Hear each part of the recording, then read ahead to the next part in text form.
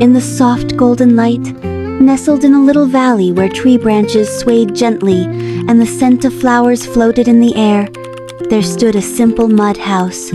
Here lived Rabi with her father and her beloved goat, Chamuk.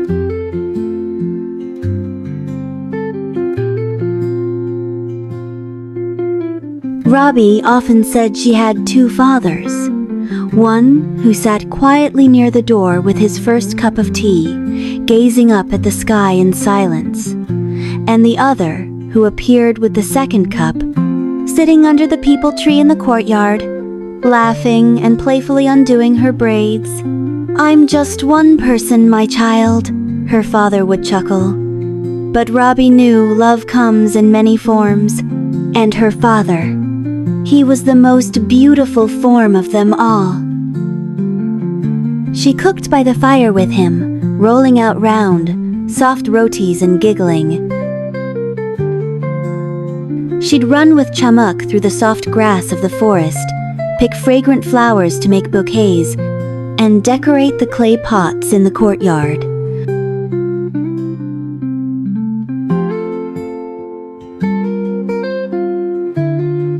On the way to the market, she'd hold her father's hand, chatter endlessly, while Chamuk trotted ahead, sometimes lagging behind, full of mischief.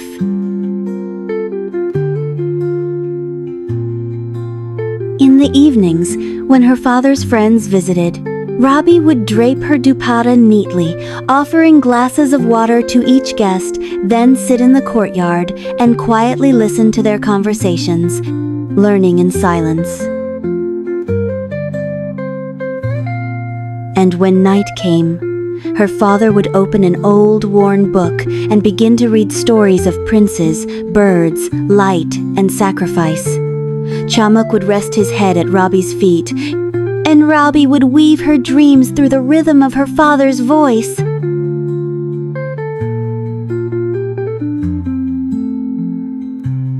But in their village, there was another character, Bano Kala, a middle-aged woman with a loud voice and a constant need to compare herself with her neighbor. She had 2 cows, 2 plump goats, and several clucking hens.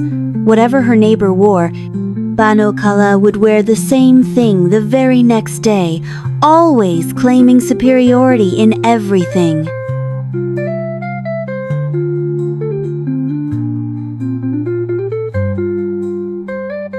But one thing, she simply couldn't digest Chamuk.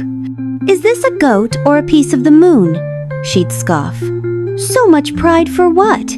He's just a goat, not a prince." Chamuk and Rabi laughed and played in the courtyard, as if the entire world's happiness had gathered in those few moments. As night fell, and the village was wrapped in silence and darkness, Baba would quietly light the lantern so Rabi wouldn't feel afraid. When Chamuk nibbled apples or grapes from Rabi's father's cart at the market, Bano Kala would swoop in and snatch the fruit away. "A poor man's child, and the goat eats like royalty. Ridiculous!" If Rabi went to the market carrying food for her father, Bano Kala would call out from behind the wall, "Keep your goat under control, girl. He's toured the whole village already." Then came the days of Eid al-Adha. Houses sparkled with lights, new clothes, fragrant oils, and the sound of sacrificial animals filled the air. But in Rabi's home there was only silence. And Chamuk. One day her father spoke gently, "My child, we are poor. We have only a few coins. If we offer Chamuk for the sacrifice." The color drained from Rabi's face. Her eyes welled with tears, and Chamuk sat silently at her father's feet, as if he'd understood every word. Tears rolled down Rabi's cheeks, and Chamuk grew sad. That very night, a storm descended from the sky. Frightened, Rabi held on tightly to Chamuk, and Baba brought them both safely inside. That night, the sky unleashed a storm. Thunder roared, the wind howled, and doors shook in their frames. When morning came, Chamuk was gone. Barefoot, Rabi ran through the wet earth, calling his name on every path, behind every tree. Finally, she collapsed by the riverbank, weeping, and then a light descended from the sky. A bird, its wings woven with golden light.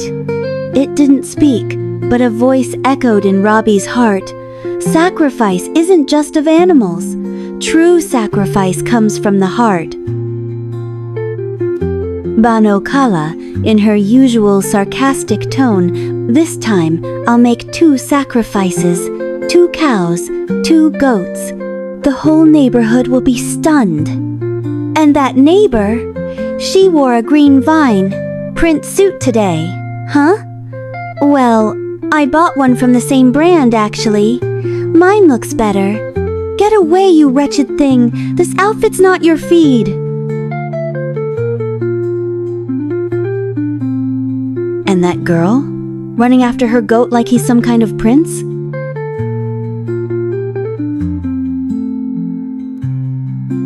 The next morning, Rabi handed out dry bread and hand-picked forest flowers to the poor children of the village. She was smiling, but in her eyes Chamuk's light still shone. Then came the night that changed everything. There was a knock at the door. Rabi opened it, and there stood Chamuk. But he was no longer just Chamuk. He was light itself. His horns shimmered like the moon. Behind him, nestled in the grass, was a golden chest.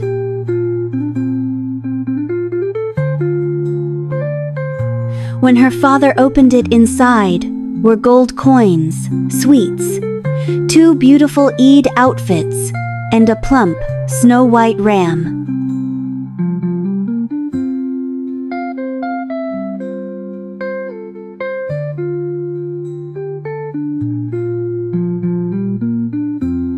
On Eid morning, Rabi wore a red dress and hugged Chamuk tightly. Her father smiled. Now they had everything, but what they had sacrificed was the light within their hearts. Rabi happily carried a dish of sacrificial meat to Bano Kala's house. What happened? So Chamuk was finally sacrificed? Thank God, good riddance from that princely goat. But just then, Chamuk trotted up quietly behind her. Bano Kala fell silent. As she cooked that evening, a thought struck her. The real sacrifice was Rabi's, the one she made with her heart. The scent of celebration filled the village courtyards. Rabi handed out clothes and sweets to the children.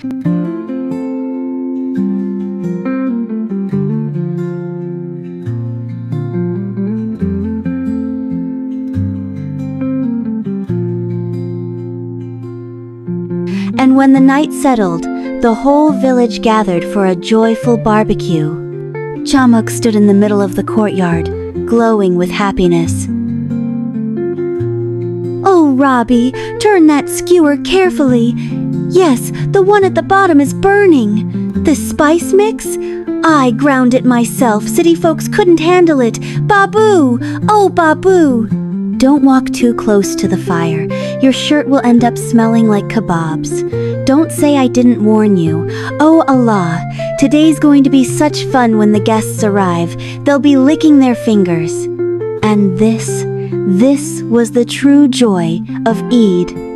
As the aroma of barbecue filled the air, it seemed to carry with it the scent of love and togetherness. The courtyard echoed with laughter.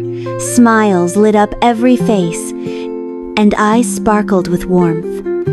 Everyone, laughing and joyful, embraced one another and said, Eid Mubarak, from the heart, as if every moment, every glowing face was lit by the blessings of Eid.